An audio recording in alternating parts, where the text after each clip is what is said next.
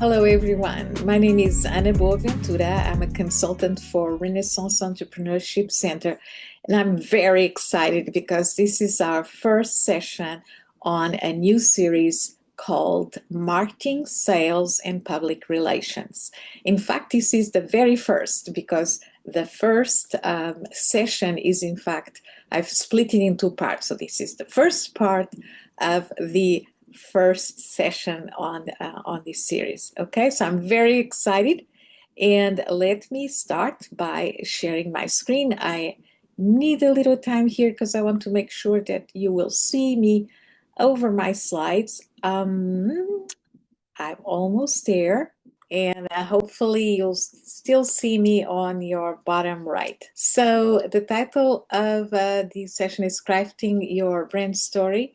And really, you will have access to this worksheet one. It will come with, of course, the videos like this one we're doing today. And if you don't remember anything else from the session you'll watch today, please keep in mind that your brand story is all about building trust and connection through storytelling. So let's craft your brand story. That said, I am fully aware that some of you maybe already have a business, are starting a business. Maybe you've had a business for quite a while, and now you want to rethink things over, right? Or maybe you just have an idea of a business and you haven't started anything yet. This session applies to all these cases, okay? So fear not. The goals of session one are to understand the power of storytelling in business, which is really what this particular session is about. And then it's about learning the key elements of a brand origin story, exploring frameworks like the hero's journey and story brand. And number four is a more practical topic of drafting your own story-based about paragraph or video script. So this last point is, of course, a practical exercise. You'll get some guidance from me on another video, and it's about drafting that about maybe section for your website, or to draft a video script that can be part of your website as well, or be part of some social media campaign you're thinking of, okay? So for this session 1A, which is today's session, our goal is to understand the power of storytelling in business. That's the goal for today. And our journey in this video that starts now is the power of looking at the power of storytelling, discovering your why, and finally building your brand story.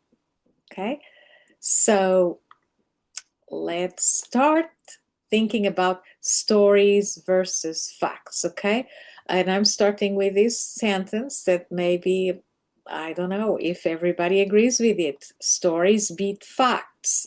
I want to illustrate why I'm saying this. And I am going to use an example that is actually, it's an experiment from 2007 by Paul Slovic called the identifiable victim effect. And it's also very popularly known as the Rockia's experiment. You'll see why. And under this experiment, a certain nonprofit with the goal of fighting hunger had a campaign where the most iconic, the important sentence was 11 million children go hungry every year. So it's a very astounding statement. It's really impactful, right? Well, Paul, what he did was he measured the donations as a result of this statement. And there were quite a bit of donations, but his whole idea was to compare this campaign with this sentence, 11 million children go hungry every year, and compare it with another campaign where Rokia, this girl, her photo was shown along with a text that read, Rokia, a 7-year-old from Mali, cannot attend school because her family has no food. Okay, so really impactful. I can say that the donations, I don't know the exact number, not really important, but they increased by several factors, okay? So they increased substantially. And the idea here is that we focus on this girl, we see her image, we actually know her name, her age, we know where she's from, and we know the struggles that her family faces. So, statistics, stories, right? Statistics in this case, well, it's a number, that 11 million number, right? But then there's a story of Rokia. So really, statistics appeal to reason, while stories move the heart. And so they're so much more impactful. They can be so much more impactful. So the idea here being that emotion, not numbers, but emotion drives empathy and action. So let's continue to look at some other examples. Um, this one is a popular parable. A man walking on a beach sees lots of starfish on the sand, and he sees a little girl throwing one starfish into the ocean. So he tells the little girl, "You'll never be able to save them all." The beach was full of starfish. So she says, "Maybe not, but I saved that one," right? So the idea here being that one relatable act may win over any type of abstract scale. He had the logic, right? You cannot save all the starfish, there's so many.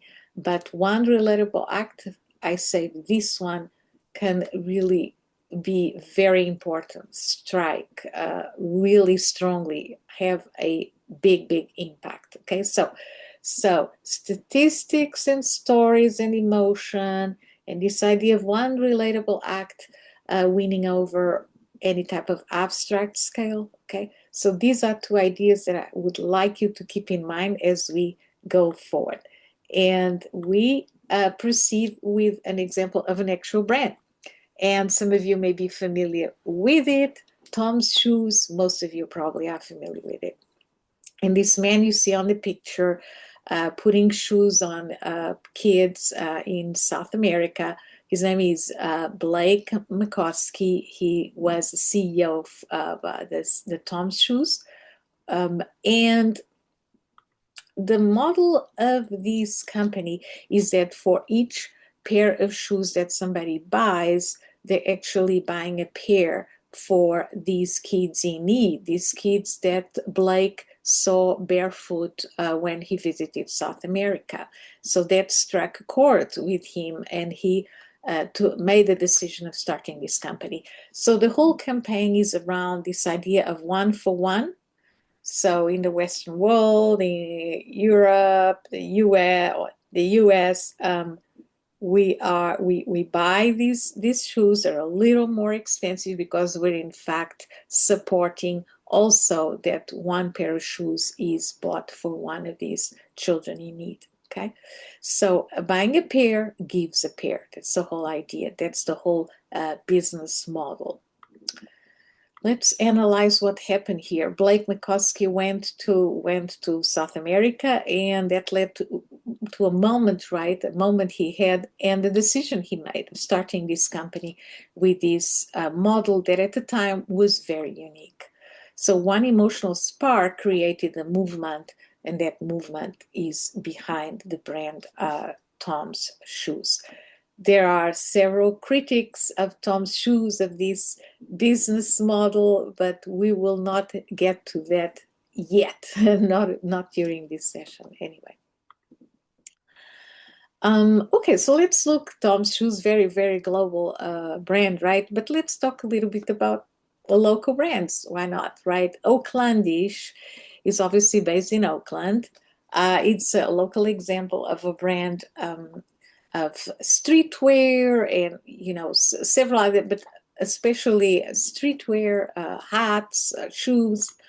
And the whole idea behind Oaklandish is to go from street art to civic pride apparel. Now, what is civic pride apparel?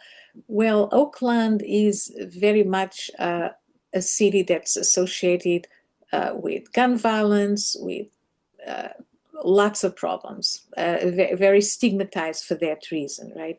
So the CEO behind this brand, and you'll meet her in a second, she really decided to, through streetwear, really celebrate the spirit, the symbols of the city, the activism of the city, because really these problems of gun violence, etc., they are due to situations of unfairness like income inequality, housing instability, etc., etc. So she wants to celebrate the icons and this spirit of resilience of Oakland.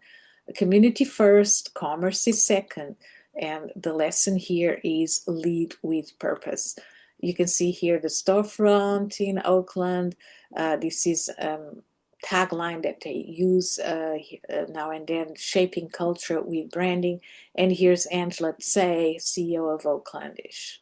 Okay, so here's an example of a local brand and the inspiration that Angela had to go ahead with her brand. Baymade is another local brand. Here are some examples of products of Baymade.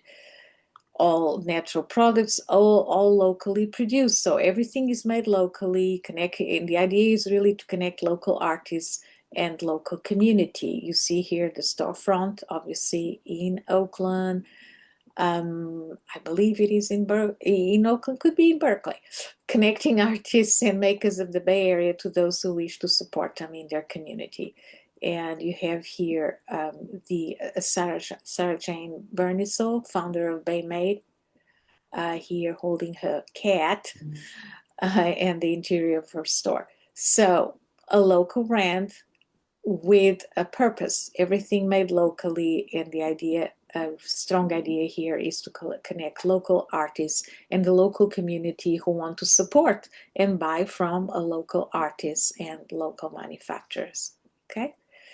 And we started with a global brand, Tom's Shoes. We went Oaklandish, Baymade. We went local, and now we go with we wrap up with the global one, Dove. In the case of, this is one of the most well-known images of their marketing, showing a very diverse group of women. The idea of Dove is really to help women see beauty as a source of confidence, not anxiety, and to help them raise their self-esteem and realize their full potential. And oddly enough, the man behind Dove, he's a man. We'll see him in a second. But one of the taglines for Dove is standing for real beauty that's unique, diverse, and inclusive. Here's a woman, a face that by regular standards might not be considered beautiful, but for Dove, yes, it is real beauty, diverse.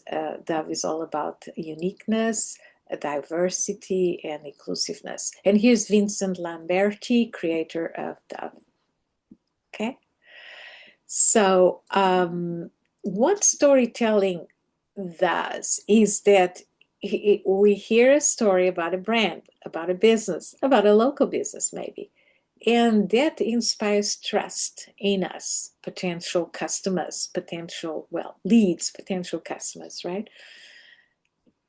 We get that trust from the brand inspires trust in us, and we get some clarity as to what the brand does, what products it serves, what values it has, right? And from trust and clarity has results this: I like you as a brand, so I'm going to buy from you, right? So this trust is really this: I believe you as a business, as a company that you are. I get you, I really understand what you're all about. And then that connection: I like you, right? So I'm going to tell others about you because I like you. So this is also called the 3 layers of brand relationship: the trust, I believe you; the clarity, I get you; the connection, I like you. All these are emotions. They're very, very gut feeling, right? But what they all mean as far as the brand is that this trust, what it means is that the audience feels your brand is authentic and it's credible. The clarity means that people understand who you are and what you stand for. And the connection is I like you feeling. The audience feels emotionally aligned with your brand, with your business. They see themselves in your story, right? So they identify themselves with your story. Um, so I'd like you to keep in mind what we've talked about so far. We talked about numbers versus emotions. We talked about how an isolated act can be more important than any logic behind it, right? We saw two local brands and two global brands, and now we talked about the three layers of brand relationship, right? So I'd like you to take a moment and you can stop the video. That's why we're doing this with video, right? You can stop the video and take your time and think about which brand resonated with you the most and why. So think back to Tom's Shoes, then we saw Oaklandish, then we saw Baymade, and then we saw Dove, right? And think which brand resonated with you the most. And if you were to really illustrate why that brand resonates with you the most in one single word, one keyword, what would be that keyword that really captures it? Okay, so give it some thought, and this will also be on your worksheet that comes with this session 1A. Okay, but there'll be a place you'll see there where I'm going to ask you just this: which of these brands resonated the most with you and why, and one keyword that captures it. Okay, and now I'll press on, but feel free to pause the video and think a little about this. And this takes us to the second part of this session, which is your why.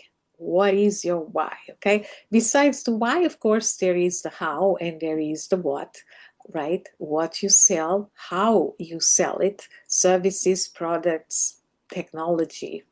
But really, really important is to know your why. Why do you want to build this brand, this business, instead of this other one, right?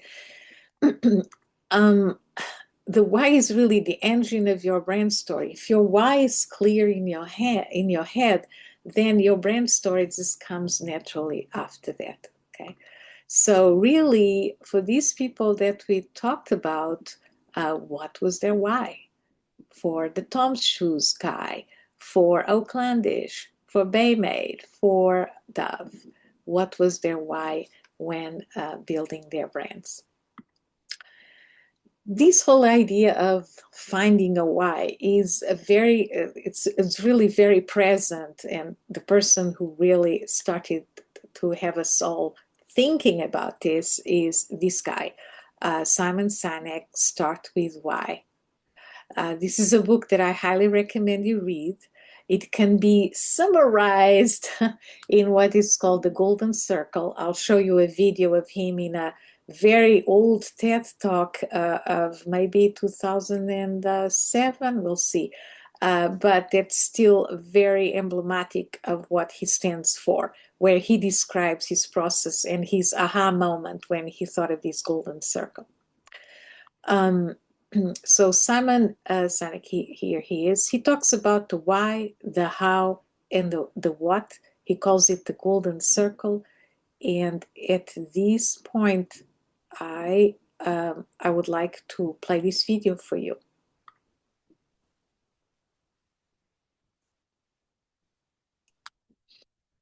So this may require some juggling here. I'm going to stop the share and find his video.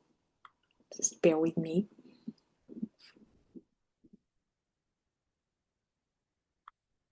And I'm going to share again, making sure that you have the sound and the video. And here he is. When things don't go as we assume, or better, How do you explain when others are able to achieve things that seem to defy all of the assumptions? For example, why is Apple so innovative? Year after year after year after year, they're more innovative than all their competition. And yet, they're just a computer company. They're just like everyone else. They have the same access to the same talent, the same agencies, the same consultants, the same media. Then why is it that they seem to have something different? Why is it that Martin Luther King led the civil rights movement? He wasn't the only man who suffered in a pre-civil rights America, and he certainly wasn't the only great orator of the day. Why him? And why is it that the Wright brothers were able to figure out controlled powered manned flight when there were certainly other teams who were better qualified, better funded, and they didn't achieve powered manned flight, and the Wright brothers beat them to it? There's something else at play here. About 3.5 years ago, I made a discovery. And this discovery profoundly changed my view on how I thought the world worked, and it even profoundly changed the way in which I operate in it. As it turns out, there's a pattern. As it turns out, all the great and inspiring leaders and organizations in the world, whether it's Apple or Martin Luther King or the Wright brothers, they all think, act, and communicate the exact same way, and it's the complete opposite to everyone else. All I did was codify it. And it's probably the world's simplest idea. I call it the golden circle.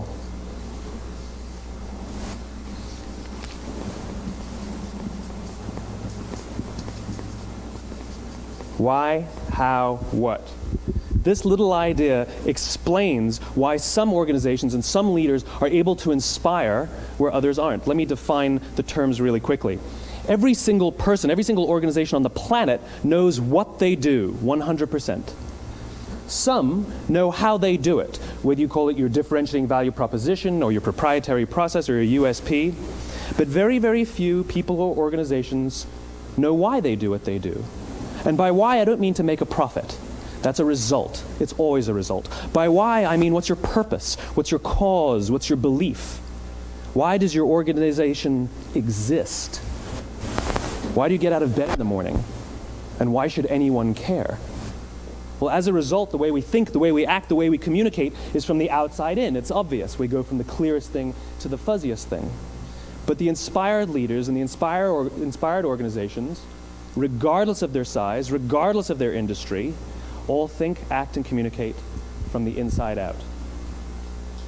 Let me give you an example. I use Apple because they're easy to understand and everybody gets it. If Apple were like everyone else, a marketing message from them might sound like this. We make great computers. They're beautifully designed, simple to use, and user-friendly. Want to buy one? Meh.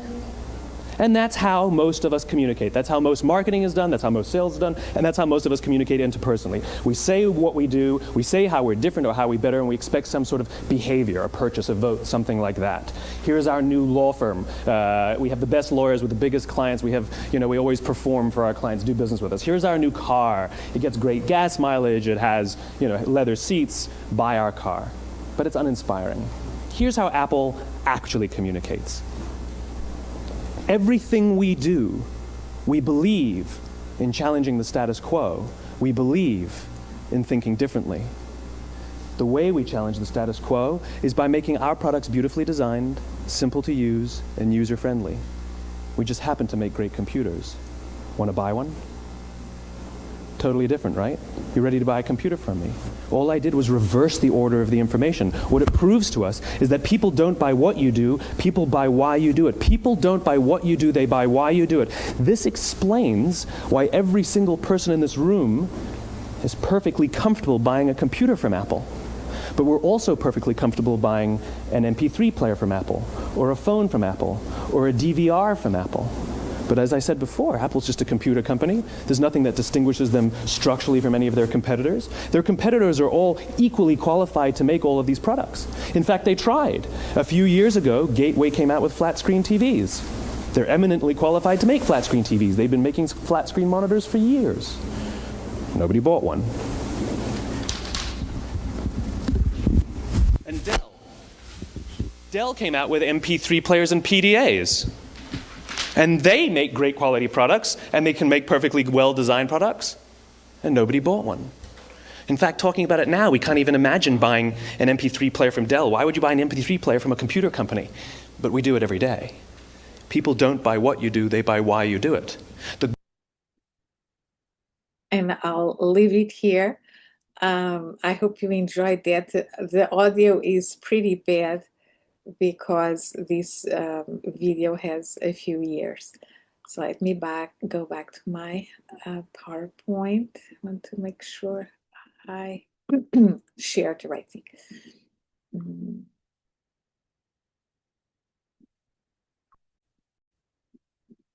Okay.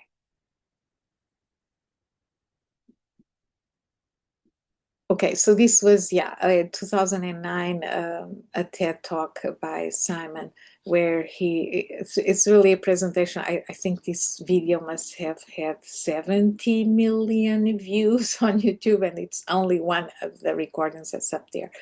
But it's where he describes this whole idea of the golden circle, and he exemplifies with Apple, because it's actually an excellent example. But the idea of the golden circle is that we all know what we do, what we sell, what the services we offer. Some of us know how we do it, the processes behind it, and very few of us actually know our why.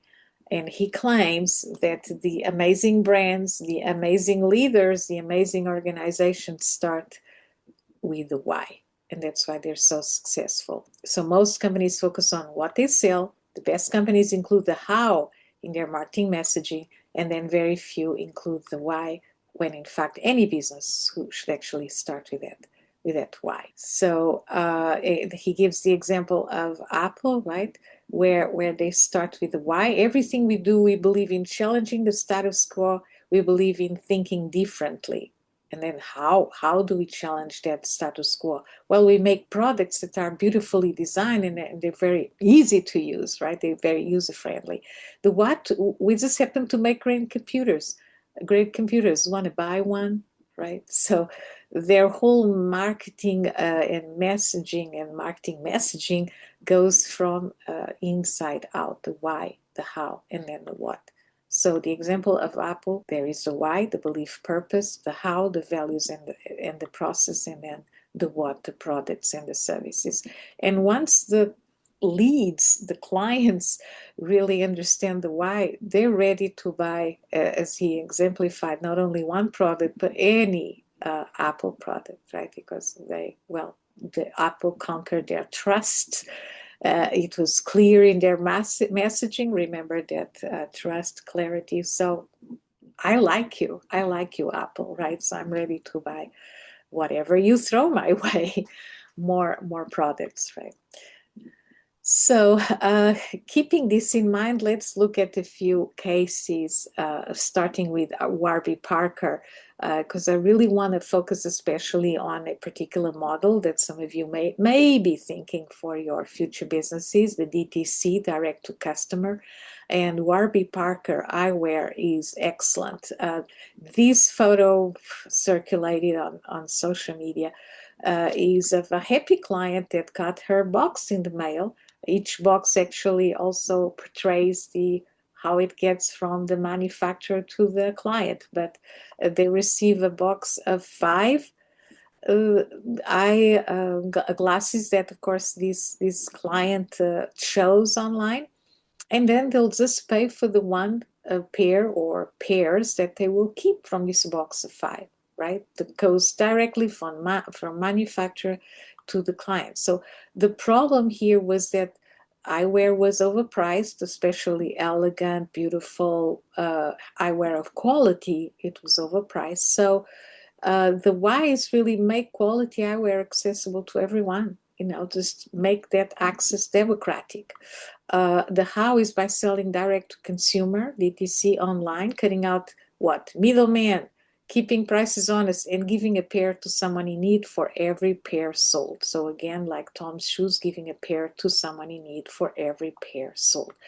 And stylish, high quality eyeglasses and sunglasses at a fair price. by the way, what's also important to understand about the brand is the tone of their messaging. And in this case, it's like, yeah, disruptor, like Apple was, uh, challenging the status quo. Remember the black, ugly computers that we had to put up with?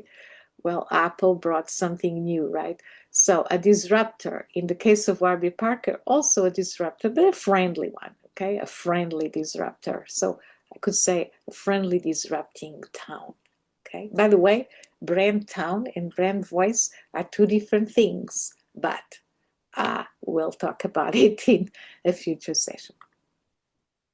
Another brand that everybody knows is the Cliff Bar, right? So another case we're looking at.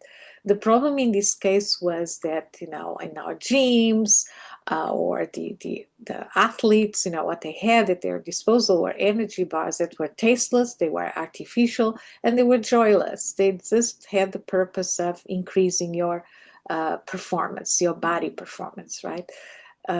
Well, this was the why for Cliff, to make energy food that's good for people, communities, and for the planet. How? Through organic ingredients. The bars are made of organic ingredients. They are responsible sourced, and they people first business practices. Okay, so this means, of course, that the salaries, for example, are fair, etc., etc. And what energy snacks for active lifestyles. And again, as I said before, the tone is very important. In the case of the Cliff Bar, this is actually an ad that circulated during an NFL or something years ago. The town is authentic, adventurous, purpose driven, and earth conscious. Cliff Bar also promoted an Instagram competition years ago where they asked their clients to show themselves in some setting that talked adventure and earth consciousness, with a big Cliff Bar, of course, on the first plan, right? So that of course produces it's what's called user generated content. They got a lot of really interesting photos where people would say, this was in India, this was in, I don't know, uh, Niagara Falls, this, and they had, some of the most amazing pictures, always with the Cliff Bar as a character of the picture. So that was pretty smart of them. But anyway, town, authentic, adventurous, purpose driven, and earth conscious. And, we've looked at Warby Parker, we looked at the Cliff Bars. I wanted to go in depth into another brand, Italic. Okay, I don't know if you're all familiar with it. Maybe the women are more familiar with it than men are. But the problem here is that the luxury products are massively overpriced because of middlemen, because of the brand markups, the prestige marketing. So the why of Italic, why this brand that offers really high quality products that were manufactured by the same factories that do the Louis Vuitton and the Yves Saint Laurent and all these Chanel brands, but with no brand, with no logos, right? So why the luxury shouldn't be exclusive? Everyone deserves access to high-end craftsmanship at fair prices. This was their why. In fact, this is in between quotes because this is what their CEO of Italic stated. The how? Well, two ways: partnering directly with manufacturers that produce for Chanel, Prada, etc., and also through a membership model. So the clients need to pay per year $100 to have access to actually buy these products from Italic. And the what? High quality essentials. You as a customer have access to amazing quality products that you wouldn't otherwise. I mean, who has $3,500 to pay for a Louis Vuitton bag? Well, I don't, but I actually happen to know that's the actual price. Probably not even at the most expensive Louis Vuitton bags, but it's absolutely ridiculous, right? So the same manufacturers that manufacture those 3,500 bags are producing bags for Italic that are brandless, that have no logos. And the tone, very important, the town of Italic is confident, minimalist, intelligent, and fairness-driven. It really feels like we'll show you what luxury really costs. It does not cost those $3,500 for a bag. Yeah, so this is our in-depth case, Italic. I want to stop here to tell you that some of the photos we've seen so far, like the one of the man on the beach with the little girl throwing starfishes into the ocean, as you can imagine, it would be very difficult for me to find a photo depicting that exact imagery, right? This is just like a parable, a popular parable. So I used Canva to produce an AI-generated image. This is another one of those AI-generated images because for me it was perfect. Shows a woman of a certain age with an elegant bag that has no logo on it. Okay, so this is generated with Canva. And again, our in-depth case, Italic, the whole idea that women that are elegant, that like sophisticated and quality items should still have access to them without paying the $3,500 for a Louis Vuitton bag. So this DTC, direct to consumer model that some of these business we've seen, like Warby Parker as well, have in place, their why has to do with democratize access and build trust through transparency. So this is a brand narrative that's often mentioned by direct-to-consumer brands, the democratization of access and building trust through transparency. I highly recommend, I'm not going to play it now, but I highly recommend you check out this podcast. You've got URL here of an interview with special guest Jeremy Kai, who is the CEO for Italic. He's actually based in the Bay Area. Surprise, surprise. And in fact, this website, trend.io, is interesting for you to check out because it includes podcasts where they interview different influencers in a variety of industries. So besides the actual podcast with Jeremy, I strongly recommend you also watch some others. The whole idea behind, again, our in-depth case of Vitalik is that behind a big brand, there are high quality items that what's really important is to understand the origin, where are they manufacturers, the makers are the real stars, right? And I couldn't resist doing, again, in Canva, AI generated image of this girl with a t-shirt saying needless markup. That's sort of like a joke around brands such as Neiman Marcus, right? Neiman Marcus, needless markup. It's really, you don't have to pay that much to have quality products. The luxury brand markup pyramid, by the way, goes like something like this. There's a factory somewhere in Spain, in Portugal, in Italy, right? In France. And then there's the brand, and then there's the retail, and then there's the customer. So from here to here, guess what? There's an increase of like 10 times the actual cost of the product. So you've been paying for the logo, those of you who have been paying for these brand products, not the leather. It's a little joke, right? But yeah, from the factory to the customer, there's a series of middle people that are making their money, of course, and increasing the price of these luxury goods. Okay. Now, I would like you to step back from your brand for a second. Okay, so step back from your brand, step back from the context of business, and think of a problem that you had in your life. Maybe last week, maybe 10 years ago, maybe 10 minutes ago, okay? To give you an example, when I was 15 years old, me being Portuguese, the Portuguese not being known for being very on time all the time, I realized that I showed up 15 minutes to meetings, to my friends, to classes. Okay, so what did I do? My aha moment was, oh, I can just note down 15 minutes before my actual meeting time or class time or whatever, and hopefully I'll be in time, so on time. So this is a very, very simple example, but just so that you think about a problem from your day-to-day life, okay? Write the three emotional beats about it, okay? So the obstacle, the spark, and the decision turning point, okay? So what I mean by this is the wall you hit the wall, right? What your aha moment, and what changed in the way you did, thought of, felt with the wall you hit. Okay, so in my case, the wall I hit was that I really had a big problem. One of the times that I was those 15 minutes late, I had that aha moment. I'm just going to write everywhere, note down that my meeting is actually 15 minutes before it actually happens.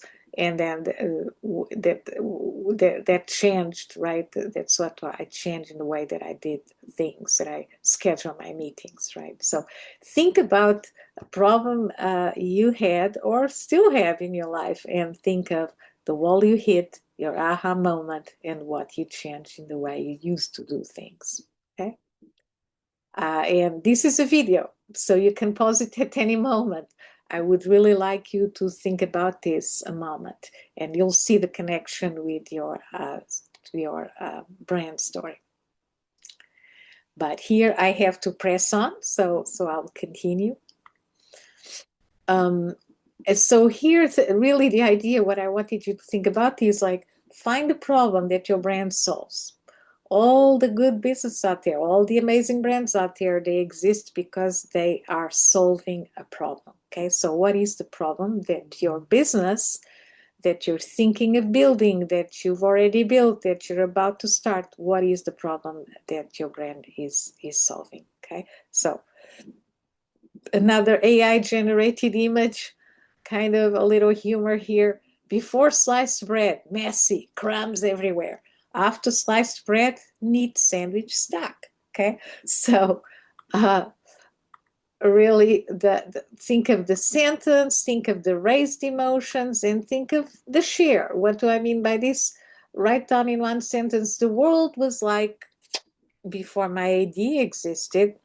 And then circle any emotion in your sentence: frustration, confusion, fear, waste. And then, if you're ready to share it to the world loud and proud, just do it. Go ahead and do it, unless you're afraid somebody will steal your idea. So let me give you an example. I have a client who realized in his household, him, his wife, and his two kids, they spent about $500 of food that they were throwing in the trash because it was going out of it was getting to the expiration date. They didn't realize, and they would end up throwing it in the garbage. So, well, and because he was an ace in technology, he came up with an app, and actually also the hardware for it, containers, where you can set the day and the time when these things, food, goes into these containers and are put in the fridge. And then everybody in the family is notified when this food is about to go bad. 24 hours before it goes bad, 6 hours before it goes bad, right?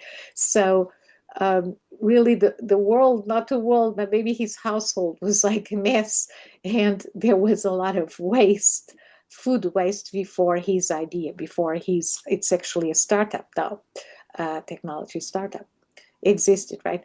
And then the emotion in his case was really purely the waste of food, and also, of course, the cost and the impact on the family's budget every month.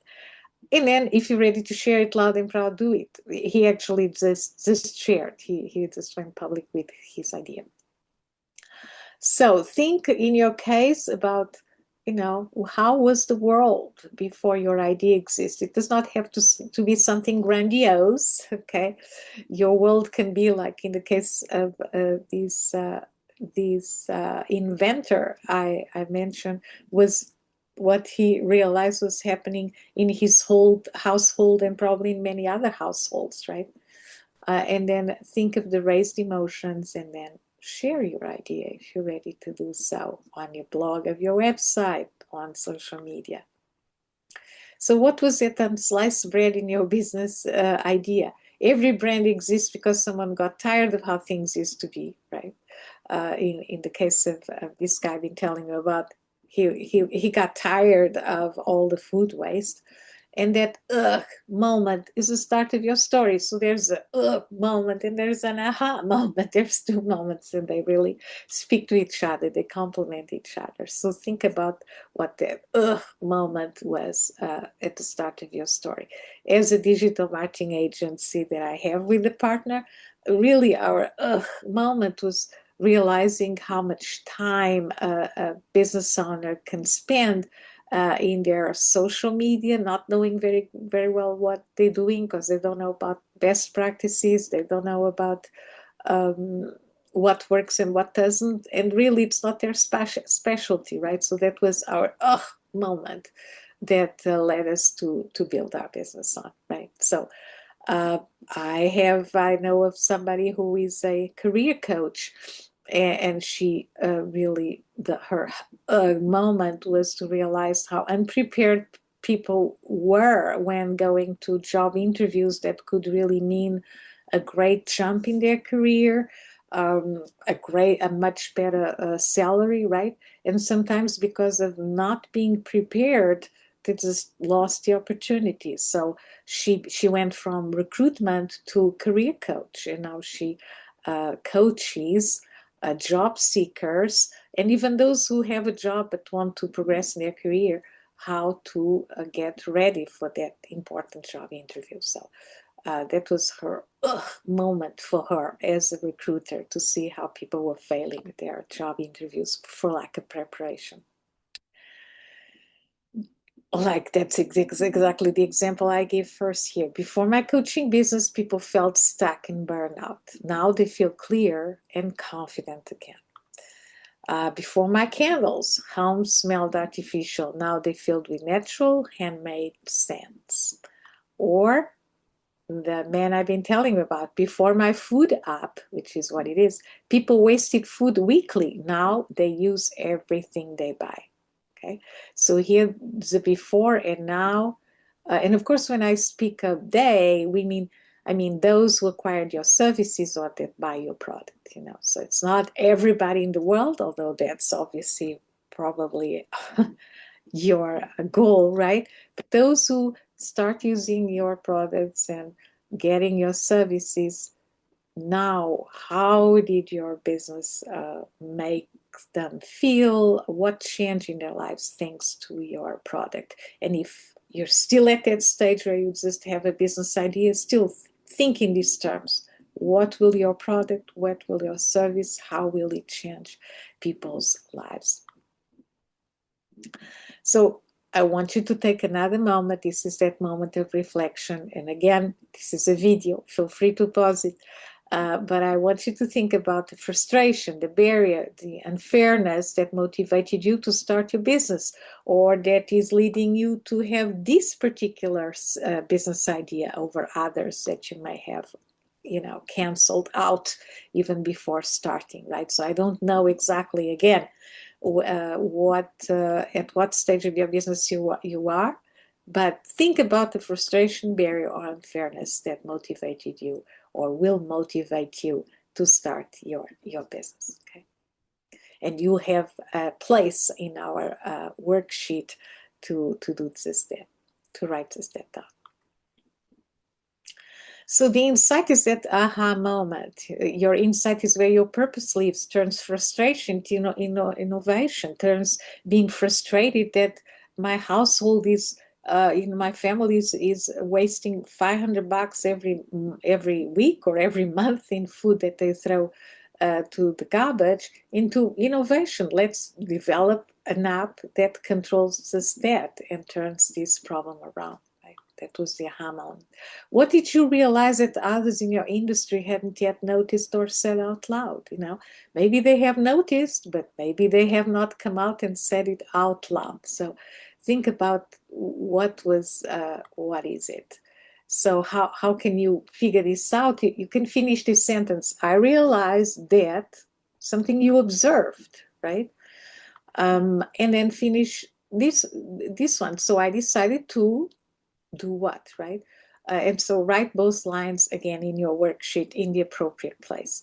I'll give you an example. I was working with somebody who realized there was not enough childcare in where she lives, near Pacifica, actually, particular area, specific area. So she decided to start an organization to help child care providers, and she also opened her own child care center, right? So she realized that there was this shortage, right? So she decided to start a nonprofit and at the same time her own business, right?